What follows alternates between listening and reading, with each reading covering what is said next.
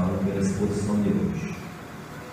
Igor é expositor espírita, com participação ativa em seminários espíritas e em encontros de capacitação promovidos pela nossa federação.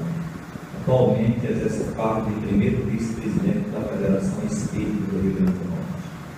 Enfim, para tratar sobre o tema a concepção de Maria segundo o Espiritismo, convocamos o senhor Eir Mateus, palestrante da noite. Com a sua apresentação, pode bater palmas.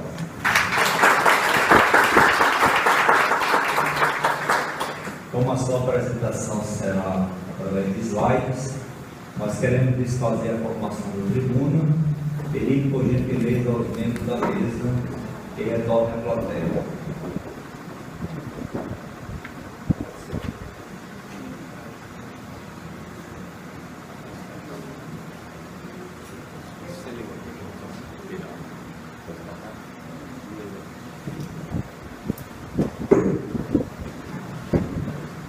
Meus queridos amigos, estimados irmãos, estimadas irmãs, muito boa noite a todos.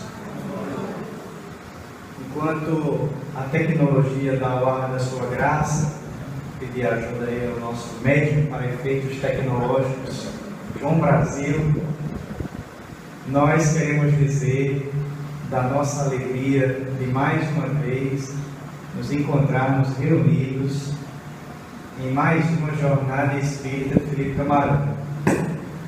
Nós recordávamos, inclusive, que no material de divulgação, no folderzinho que vocês têm de divulgação, tem uma foto nossa, não está aí no slide, mas está no folder, que é uma foto que foi tirada aqui no NEEB por ocasião da terceira jornada espírita.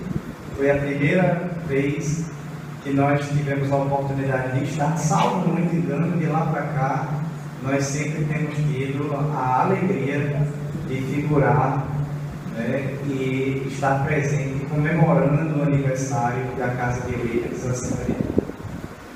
Então, que alegria estar presente em mais uma jornada e com essa enorme responsabilidade, são várias, né? A primeira delas é de falar sobre Maria.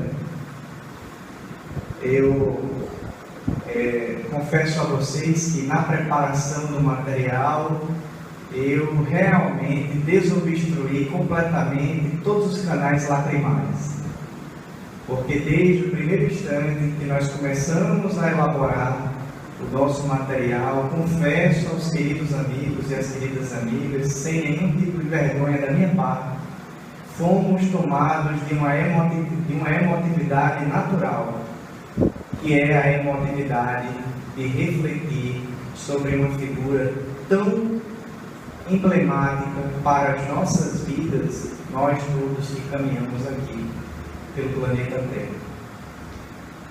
Nós temos ainda outra grande responsabilidade, que é iniciar a jornada, fazer a palestra de abertura, né? Então isso aí já traz também uma responsabilidade muito grande. E anteceder duas figuras queridíssimas, quais sejam a figura de Sandra Borba, que dará sequência amanhã, trabalhando a temática a importância de Maria para o mundo, e depois a nossa querida Mércia Carvalho, trabalhando e abordando então a temática central da jornada, Maria, Mãe de Jesus, sublime amor.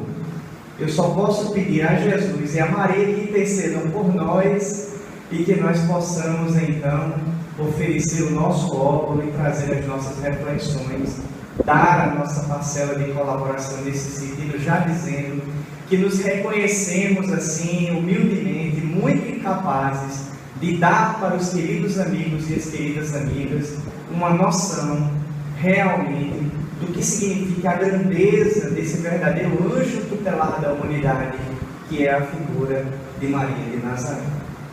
Muito bem, meus amigos, trazemos também um abraço carinhoso da Federação Espírita do Rio Grande do Norte, que nós humildemente representamos também nessa noite na condição de humilde colaborador.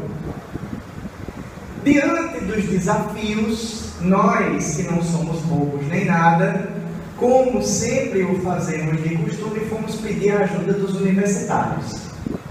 E fomos então buscar as referências mais seguras que nós podíamos ter dentro da doutrina espírita. Afinal de contas, o nosso desafio é trabalhar a concepção de Maria segundo o Espiritismo. Logicamente, nós poderíamos trilhar muitos caminhos, mas dentro das nossas reflexões, imediatamente, ou quase que imediatamente, recordamos a figura do Espírito Humberto de Campos, num livro emblemático que vai ser então o grande amparo nosso nessas nossas reflexões dessa noite, o livro Boa Nova, através da psicografia de Francisco Cândido Xavier. Esse livro é um livro fantástico, nós desde já recomendamos a leitura, fica já logo de cara o dever de casa para todos vocês, para mergulharem profundamente nessa obra que traz aquilo que eu gosto de chamar os bastidores do Evangelho. Determinados momentos que não foram registrados, pelo menos não em riqueza de detalhes, pelos evangelistas, e que nós descobrimos agora nas suas tradições espirituais a partir das informações mediúnicas e da contribuição do Espírito Humberto de Campos. Dos 30 capítulos presentes nesse livro, há um em especial que é o capítulo 30, o último capítulo, o capítulo que encerra a obra, que Humberto de Campos vai intitular Maria, e que vai exatamente nos trazer algumas informações interessantes sobre esse notável Espírito e a sua condição efetivamente de mãe de Jesus, mas acima de tudo, como nós vamos descobrir nessa noite, de mãe de toda a humanidade. A gente vai descobrir. Mas o nosso universitário, então, inicia as suas reflexões nesse capítulo 30, trazendo logo no primeiro parágrafo aquele momento crucial, e relembremos todos nós, meus caros amigos e minhas caras amigas, nós estamos exatamente no mês de maio e alguns poucos dias passados celebrávamos o Dia das Mães. E Humberto de Campos vai nos colocar então diante de uma mãe. A mãe excelsa, a mãe por excelência, num dos momentos mais difíceis que se pode imaginar para uma mãe, no seu desvelado amor pelo seu filho, que é contemplá-lo passando por dificuldades, passando pelos sofrimentos. E que dificuldades, e que sofrimentos eram esses impostos ao seu filho querido. E Humberto de Campos então vai iniciar o capítulo colocando então essa realidade de Maria junto da cruz, no que ele vai colocar como sendo uma condição de um vulto agoniado que produzia dolorosa e indelével impressão.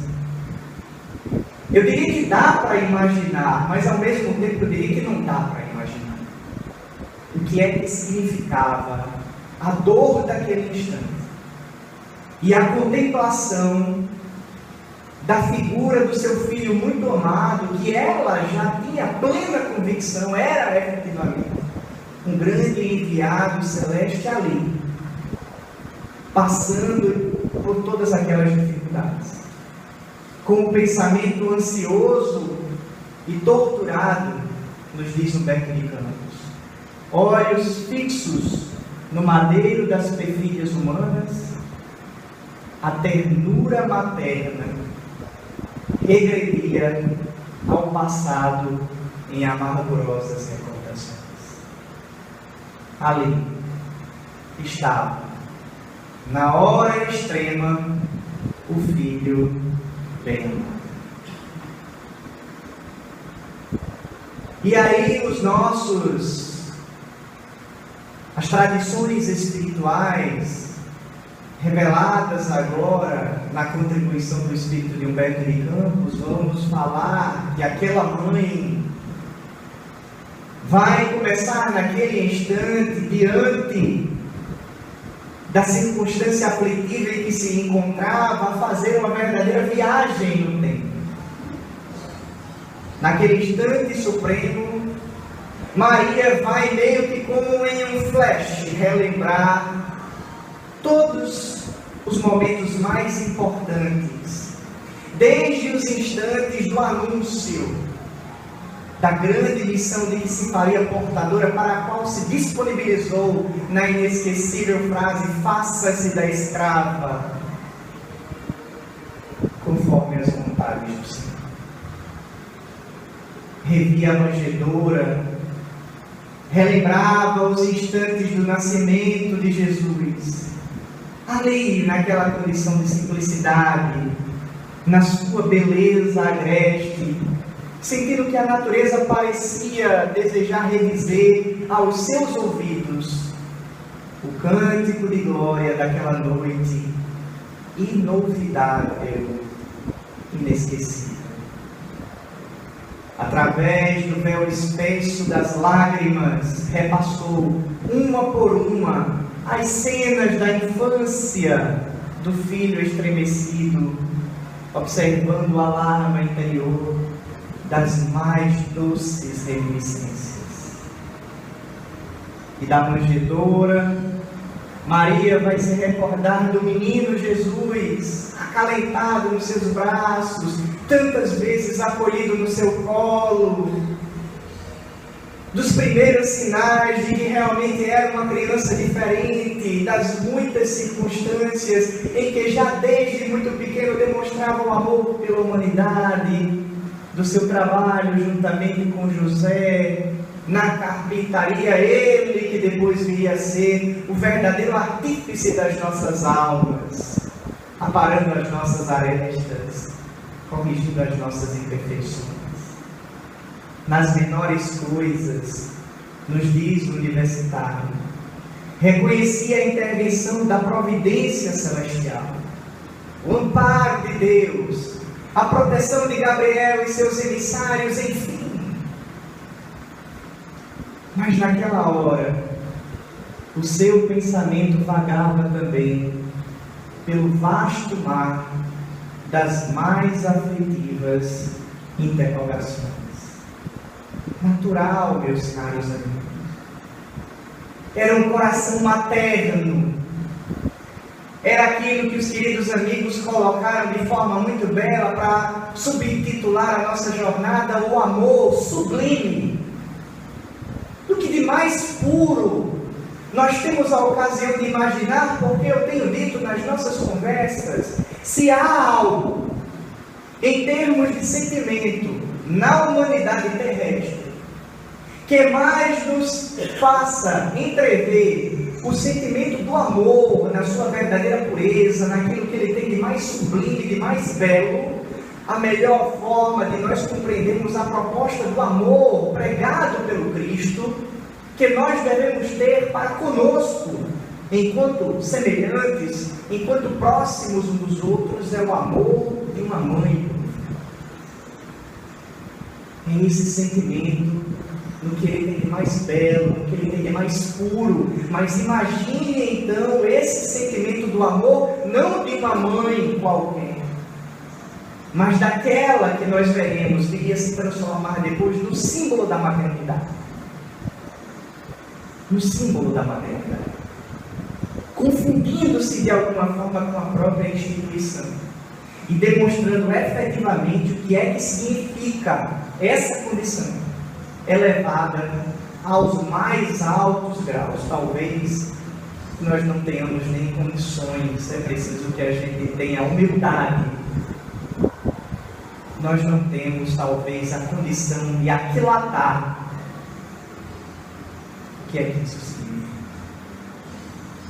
Mas lá estava ela, contemplando seu filho, mais uma vez recordando no seu quadro mental as situações que o conduziram até ali, o vira crescer com sentimentos imaculados, sob o calor do seu coração, sob a sua proteção, e tenhamos a certeza disso, meus amigos e minhas amigas, sob a sua orientação.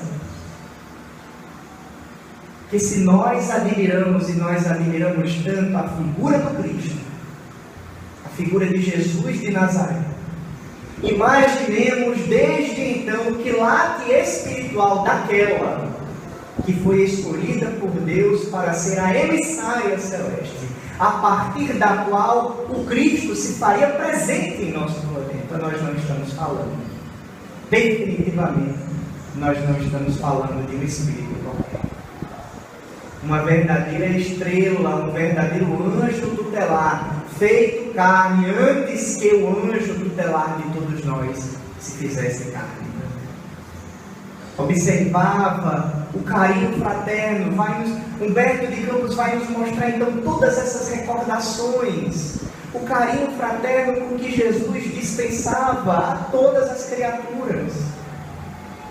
Frequentemente ia buscá-lo, aquele menino, aquela criança, aquele jovem garoto nas ruas empedradas, onde a sua palavra carinhosa consolava os transeuntes, os desamparados, os tristes, porque nós conhecemos de Jesus mais claramente os 3 anos do seu messianato.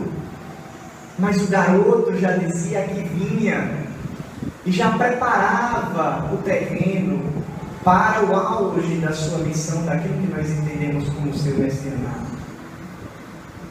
Com que enlevo recebia Maria os hóspedes inesperados, que suas mãos minúsculas, as mãos minúsculas do menino Jesus, conduziam à carpintaria de José. Imaginem a situação. Não, mamãe, eu trouxe essas pessoas aqui porque elas estavam passando por dificuldades. De alguma forma, no que nós pudermos ajudar, e dava ali já as suas palavras, o seu consolo, o garoto que depois viria a ser o grande salvador de todos nós. E era de ver-se a amorosa solicitude com que seu vulto pequenino cuidava dos desconhecidos, abre aspas para dizer o texto de Humberto de Campos, como se fossem seus irmãos, demonstrando já ali o que é que significava a verdadeira condição da maternidade. Contudo, mesmo diante de tanto sofrimento, mesmo diante daquele momento angustioso, quem é mãe aqui sente. Meus caros amigos, minhas caras amigas, eu que sou pai e que sei que a condição da paternidade está um degrauzinho abaixo, eu tenho a humildade para reconhecer, já me emociono e me emocionei muito e chorei bastante. E roguei a Deus que aqui agora não me debulhasse lágrimas para conseguir cumprir o nosso papel. Imagine a situação. Mas nem aí qualquer eiva de dúvida, de um sentimento de revolta contra os desígnios celestes, muito pelo contrário. Mesmo diante desse instante, aquele coração amoroso e fiel conseguia buscar nas suas reminiscências o momento do anúncio e repetia e pega na mente novamente a célebre frase: faça-se na escrava conforme a vontade do Senhor. E eis que a figura de Jesus de Nazaré, vendo-a naquela situação ali, fazendo-se acompanhar daquele jovem discípulo, talvez com o ímpeto da juventude, mais corajoso, porque os mais maduros não tiveram a coragem, a firmeza de propósitos, de estar ali juntamente com Cristo. Maria fazia-se acompanhar de João, garoto, menino. E ali, acompanhada de João, eis que ela vai olhar e contemplar o semblante do Cristo, que em determinado momento vira-se para ela e ela vai dizer: meu filho, meu amado filho. Exclamou a Marte em aflição diante da serenidade daquele olhar de melancolia intraduzível. O Cristo pareceu meditar no auge das suas dores, mas como se quisesse demonstrar no instante derradeiro a grandeza de sua coragem e a sua perfeita comunhão com Deus, replicou com um significativo movimento de olhos vigilantes: Mãe, eis aí o teu filho. E dirigindo-se de modo especial, com um leve aceno, ao apóstolo disse: Filho, eis aí a tua mãe. Nós estamos diante, meus caros amigos e minhas caras amigas, de um momento mágico, emblemático da nossa história enquanto humanidade, dessa história em particular, porque no momento em que nós temos o registro evangélico dessa belíssima passagem, e na hora em que nós descobrimos então Jesus Cristo se direcionando para Maria e para João, e encomendando um ao outro, e principalmente dando um exemplo de desprendimento incrível, porque ele vai, a partir desse momento, não somente dividir a condição de maternidade ou a condição de filiação de Maria com o seu discípulo ali, o jovem discípulo de João, ou fazer com que Maria agora fosse também, além de sua mãe, um pouco mãe do jovem discípulo. É mais do que isso. É muito mais do que isso. E o jovem apóstolo, no profundo do seu coração, compreendeu que naquele momento nós estávamos diante, eles estavam diante de um marco para a humanidade. Porque ao compartilhar a maternidade de Maria com João, Jesus o faz simbolicamente a partir daquele instante com toda a humanidade. Com toda a humanidade. E de uma certa forma, então, nós temos, a partir dos registros evangélicos, o primeiro referendo para essa condição, então, que hoje nós sabemos, interpretamos, conhecemos, acalentamos em nosso coração, de que é efetivamente Maria, a mãe de todos nós. Naquele momento, o próprio Cristo aqueceu com essa condição, que mais adiante nós vamos ver, esse nobre espírito realmente assumiu, compreendeu também o recado do seu filho, os desígnios celestes, e o desafio agora de ser não mais apenas o anjo tutelar de Jesus de Nazaré, mas transformar-se no anjo tutelar de todos. E diante da contemplação do sofrimento do seu filho, entender que a sua condição de maternidade agora, a partir desse momento, era a condição da mãe que deveria estar disponível para todos os que estivessem mergulhados nas dificuldades, aqueles outros que estivessem passando pelo sofrimento. Era a sua sublime missão.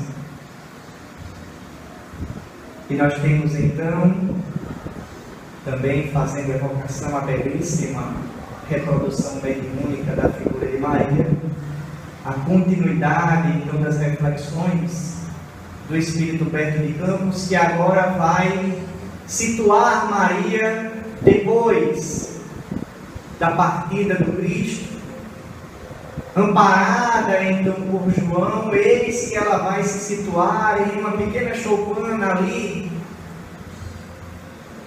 em Éfeso, e essa choupana vai ser o lugar onde ela vai começar então a iniciar aqui no campo terrestre a missão que depois ela seguiria tendo, como faz até hoje. E ali naquela pequena e humilde choupana, Maria começou então a atender aos pobres, aos estropiados, aos deserdados de campo. E essa pequena Chopin, ao cabo de pouco tempo, ficou conhecida por um nome especial. Ela era conhecida como sendo a Casa da Santíssima. E vai nos dizer o Espírito Humberto de Campos que esse fato teve origem em uma certa ocasião, quando um miserável, leproso, sofrendo o guante das suas dores, das suas dificuldades, vai buscar o alívio na figura daquele verdadeiro anjo tutelar. E depois que ele foi atendido por Maria de Nazaré, teve as suas chagas aliviadas, ele vai beijar-lhe, oscular-lhe as mãos, reconhecidamente, como uma forma de gratidão pelos benefícios recebidos. E aí vai direcionar-se aquele pobre do caminho, aquele sofredor. Qual era o seu nome? Nós não sabemos. Ele é o símbolo de todos nós. Ele representa a nossa condição. A lepra espiritual que nós ainda carregamos na condição de espíritos ainda necessitados das provas e das expiações. Senhora, Senhor, sois a mãe do nosso Mestre e a nossa mãe Santíssima. Sois a mãe do nosso Mestre e a nossa mãe Santíssima. E aquele coração foi expandindo-se, e cada vez mais recebendo todos os que lhe procuravam no caminho, sendo para todos aqueles sofredores uma verdadeira mãe santíssima. A tradição foi criando raízes, naturalmente, passando de boca em boca. Quem não lhe devia o favor de uma palavra maternal nos momentos mais duros? E nos diz Humberto de Campos que João, o evangelista, consolidava, ratificava, reforçava esse conceito, acentuando que o mundo lhe seria eternamente grato.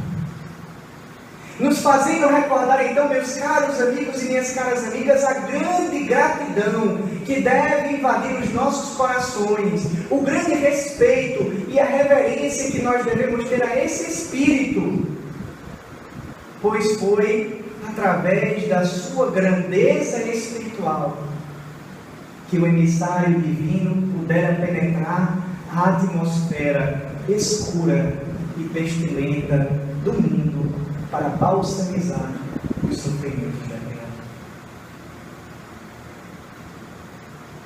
A mãe daquele que ficaria conhecido então e ainda até hoje como o Salvador, o grande Messias, o Rei dos Reis, o Mestre dos Mestres.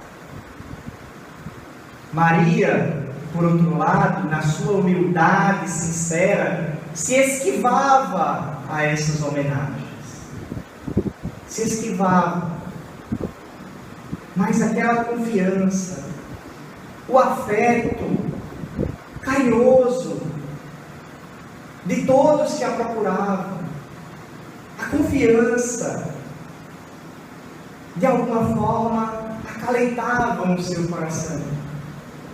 De alguma forma faziam com que ela pudesse suplantar a dor daquele momento, daquele instante, contemplando o seu filho bem amado, sendo imolado como o verdadeiro Cordeiro de Deus. E ela seguia.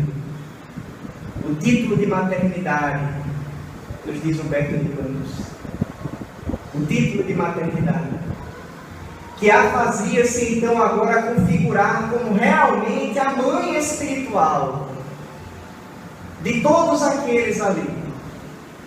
A mãe espiritual da humanidade sofredora, a mãe espiritual de todos nós. O título de maternidade fazia vibrar em seu espírito os cânticos mais doces. Diariamente, acorriam os desamparados, suplicando a sua assistência espiritual. Eram velhos trôpegos e desenganados do mundo, que lhe vinham ouvir as palavras confortadoras e afetuosas. Enfermos que invocavam a sua proteção. Mãos afortunadas que pediam a bênção do seu carinho. Todos atendidos. Todos saíam-se de lá rejuvenescidos. Como é a condição de alguém, meus caros amigos e minhas caras amigas, que se encontra com uma nobre alma? As nobres almas têm esse poder, têm essa característica. Elas fazem com que você se sinta a pessoa mais especial do mundo. Permitam-me o aparte. Eu tenho dito isso nos últimos tempos. Mas Maria de Nazaré e a condição da maternidade me fazem lembrar com muito carinho de uma outra Maria. Maria Dagmar Falcão de Melo. Um espírito da mais alta envergadura, que grande parte de nós teve o privilégio de conhecer, e eu tive o privilégio de, durante pequenininho tempo ainda, poder desfrutar da sua presença, fazendo lá as palestras do EAN, enquanto ela lá dirigia a reunião, fazia os seus comentários, nos encontros da Federação Espírita do Rio Grande do Norte. E ela tinha aquele olhar maternal, aquele carinho. Eu tenho dito às pessoas, eu confesso, eu me sentia a pessoa mais especial do mundo. Eu achava que ela gostava mais de mim. E eu tenho a certeza plena de que todas as outras pessoas achavam a mesma coisa. Porque as nobres almas têm esse poder. Elas fazem com que você se sinta a pessoa mais especial do mundo quando está com elas. O amor sendo colocado em ação. Multipliquem isso ainda por muito, e a gente tem a ocasião de conseguir fazer uma leve ideia do que é que significava para uma filha, para um afortunado, para um deserdado do caminho, chegar ali naquela choupana, naquela casa simples, encontrar-se agora já com aquela jovem senhora, ouvir as suas palavras. Eram muito mais do que palavras. Era um verdadeiro magnetismo curador que atingia os escaninhos da alma humana e fazia com que os seres pudessem se recuperar, ter a sua fé renovada, força para seguir adiante, o alívio para as suas dores. Através dela, eu me arrisco a dizer que cada um daqueles espíritos podiam escutar na acústica dos seus corações a voz do seu divino Filho, que em determinado momento do seu Evangelho havia dito: vinde a mim, todos vós que estáis aflitos, cansados, sobrecarregados, e eu vos aliviarei. Se o alívio, se o consolo, se a fortaleza podem ser personificadas na figura de um ser, meus amigos e minhas amigas, eu me arriscaria a dizer que esse ser é Maria. E aí, eis que em determinado momento, já em idade avançada, vai nos narrar o espírito de Humberto de Campos que alguém adentra na sua choupana. Estava Maria de alguma forma ali naquele dia, especialmente recordando-se ainda mais uma vez do seu filho, de todas as circunstâncias, da juventude, dos momentos, enfim, era um dia diferente. O seu coração maternal brilhava, pulsava de uma forma diferente. E eis que de repente aproxima-se da sua casa o vulto de um pedinte. E ele vai exclamar: minha mãe, minha mãe. Não era uma novidade. já estava acostumada com isso. Eram tantos que chegavam lá, rogando um pouco que ela pudesse ser também deles a mãe, fazer o que uma mãe faz também por eles. Ela direciona a sua atenção para esse novo necessitado, porque não receio, meus amigos, minhas amigas, para mais um novo filho que se aproxima. Mas as indagações desse visitante inesperado são diferentes. Venho fazer-te companhia e receber a tua bênção. O peregrino lhe falou do céu. Era alguém então agora que vinha oferecendo algo. Ela estava tão acostumada a oferecer. E aquele peregrino lhe falou do céu, foi falando, e ela foi se sentindo confortada, acolhida. Era uma energia diferente, afinal de contas. O que estava acontecendo? Maria sentiu-se empolgada, de tocante surpresa. Que mendigo seria aquele que lhe acalmava as dores secretas da alma saudosa, com bálsamos tão doçorosos? Nenhum lhe surgira até então para dar, era sempre para pedir alguma coisa. No entanto, aquele viandante, aquele viajante desconhecido lhe derramava no íntimo as mais santas consolações. Onde ouvira em outros tempos aquela voz? Uma voz meiga, uma voz carinhosa, uma voz que, não obstante os anos, ela guardava na acústica dos seus corações, do seu coração. Foi quando o hóspede anônimo lhe estendeu as mãos generosas e lhe falou com profundo acento de amor: minha mãe, venha aos meus braços.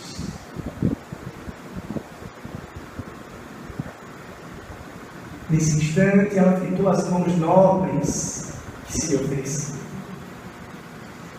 num gesto da mais bela ternura, e tomada de uma comoção profunda, viu nessas mãos duas chagas, como as que o seu filho revelava na cruz. E instintivamente, dirigindo o olhar ansioso para os pés do peregrino amigo, divisou também aí as úlceras causadas pelos cravos do suplício. Não pôde mais. Era emoção demais para um coração materno. E compreendendo então a visita amorosa que Deus lhe enviava ao coração, bradou com infinita alegria: e vejam só o que uma mãe faz num momento como esse. Meu filho, as úlceras que te fizeram, coisa de mãe, que contempla o machucado, né? São meu filho, que foram capazes de fazer isso contigo. E então se apresenta a figura inesquecível de Jesus de Nazaré. Era Jesus, que se fazia ali presente. Não poderia ela, nesse momento extremo, ser recebida na anteporta da verdadeira vida, da vida espiritual, por ninguém mais do que menos do que Ele mesmo. O Cristo, em pessoa, estava ali buscando a sua mãe, que Ele agora dividia na condição de mãe com toda a humanidade. No ímpeto de amor, fez um movimento para se ajoelhar. Queria abraçar-se aos pés do seu Jesus e beijá-los com ternura. Ele, porém, levantando-a, cercado de um halo de luz celestial, ele, Jesus Cristo, Jesus de Nazaré, o Mestre, aquele a quem nós tanto reverenciamos, ele sim, foi quem fez o movimento de se ajoelhar aos pés da sua mãe. Beijou-lhe as mãos e disse em carinhoso transporte: sim, minha mãe, sou eu. Venha buscar, pois meu Pai quer que sejas no meu reino a rainha dos anjos. E eis então, conta-nos Humberto de Campos. Eu recomendo que vocês leiam o capítulo todo. Eu estou trazendo trechos. Há muita coisa, meus caros amigos e minhas caras amigas, que não está dita aqui. Então façam um favor a vocês mesmos. Não deixem de ler esta obra e, pelo menos, não deixem de ler na íntegra esse capítulo. E se permitam fazer isso para desobstruir também os canais lacrimais, para se deixarem levar por essa emoção, porque, nossa, é tão difícil. Renovadora das nossas almas. Só de falar. Só de falar. Depois, João vai chegar e as pessoas vão contemplar já Maria no seu processo de desenlace, e eis então que, amparada por uma verdadeira hierarquia de representantes divinos, ela vai desdobrar-se do corpo físico, mais ou menos como um passarinho que abre uma porta da gaiola e sai voando para contemplar a eternidade. A alvorada desdobrava o seu formoso leque de luz, quando aquela alma eleita se elevou da terra, onde tantas vezes chorara de júbilo, de saudade e de esperança. Não mais via o seu filho bem-amado, que certamente a esperaria com as boas-vindas no seu reino de amor. Mas extensas multidões de entidades angélicas a cercavam, cantando hinos de glorificação. Se a gente achou bonitas e elevadas, e foram efetivamente as melodias que o nosso irmão Marquinhos executou aqui na nossa harmonização, que belíssimo tema, você se supera a cada ano. Imagine esses cânticos, esses verdadeiros hinos de glorificação. Era a música celeste, as verdadeiras hosanas nas alturas, direcionadas a esse anjo tutelar. Mas ela era mãe. Ela era mãe. Antes do desencarne, ela contemplava com uma certa melancolia as notícias das primeiras perseguições. E aí o Espírito liberto já estava disposto a partir quando ela, Maria de Nazaré, lembrou-se então dos discípulos, daqueles que seguiam as lições e as mensagens de vida do seu Filho, do Cristo. Eles estavam sendo perseguidos, eles estavam sendo mortos, eles estavam passando pelo mesmo quanto de dor e dificuldade. Ah, Senhor! Sendo perseguidos pela crueldade do mundo, e ela desejou naquele momento. Ela que estava se libertando, desejou naquele momento ir ter com seus irmãos, com seus filhos,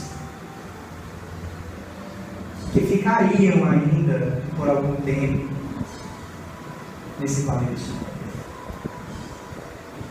Bastou pensar.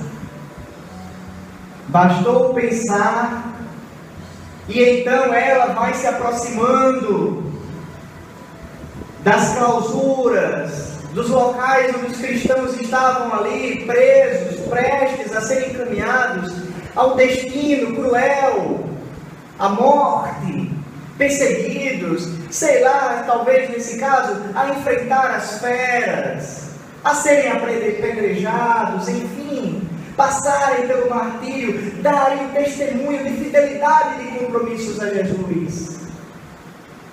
Mas estavam atemorizados, angustiados, tristes. E Maria então foi se aproximando de irmão, participou das suas angústias, orou com as suas preces cheias de sofrimento e confiança. Sentiu-se mãe daquela assembleia de torturados pela injustiça do mundo, mais uma referência da sua condição agora, por ela também assumida de mãe de todos. Sentiu-se mãe de todos aqueles. Viu em cada um deles a figura de Jesus, como se pudesse agora ali experimentar por cada um deles os mesmos sentimentos que ela sentiu ao contemplar o Cristo naquele madeiro infame. Espalhou a claridade misericordiosa do seu espírito entre aquelas fisionomias pálidas e tristes. Eram anciães que confiavam no Cristo, mulheres que por ele haviam desprezado o conforto do lar, jovens que depunham no Evangelho do Reino toda a sua esperança. Maria aliviou-lhes o coração. Eles não poderiam imaginar, nem saberiam o que é que havia acontecido. Por que os corações deles encontravam-se ali, parados, atendidos? De repente parece que toda a agonia cessava. Mas antes de partir, ela desejou, sinceramente, deixar para aqueles espíritos abatidos uma lembrança, um marco, uma mensagem de força. E eis então que, contemplando uma jovem, uma daquelas muitas jovens que estavam ali, uma filha,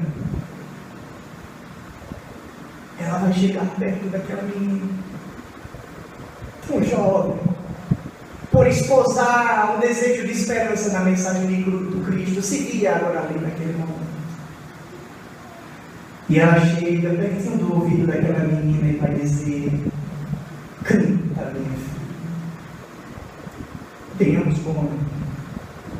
Convertamos as nossas dores da terra em alegrias para o céu. Canta, minha filha, que dessa forma você se aproxima mais e mais de Jesus. Abraça-te com Ele, você poderá chegar no colo reconfortante do Cristo. E a triste prisioneira, ignorando a razão da sua alegria, cantou um hino de profundo e enternecido amor a Jesus, em que traduzia sua gratidão pelas dores que lhe eram enviadas, transformando todas as suas amarguras em consoladoras rimas de júbilo e esperança. Daí a instância, nos dizem as tradições espirituais, seu canto melodioso era acompanhado pelas centenas de vozes dos que choraram no cárcere, aguardando o glorioso testemunho. Entravam nos círculos romanos firmes, cantando, seguros de si, os verdadeiros cristãos, os trabalhadores da primeira hora, amparados por esse anjo tutelar, que se fazia então a partir daquele momento mais uma vez presente, agora não somente aliviando os sofrimentos na sua condição de mãe encarnada, mas aliviando a partir de agora os sofrimentos de todos os que se dispusessem a abrir os seus corações para a sua proteção e para o seu amor. É por isso que Humberto de Campos que tem sido, então, durante esses minutos, o nosso universitário, ao finalizar esse 30º capítulo do livro Boa Nova, vai nos dizer: logo, a caravana majestosa conduziu ao reino do Mestre, a bendita entre as mulheres. Desde esse dia, nos tormentos mais duros, os discípulos de Jesus têm cantado na terra, exprimindo seu bom ânimo e a sua alegria, guardando a suave herança da nossa Mãe Santíssima.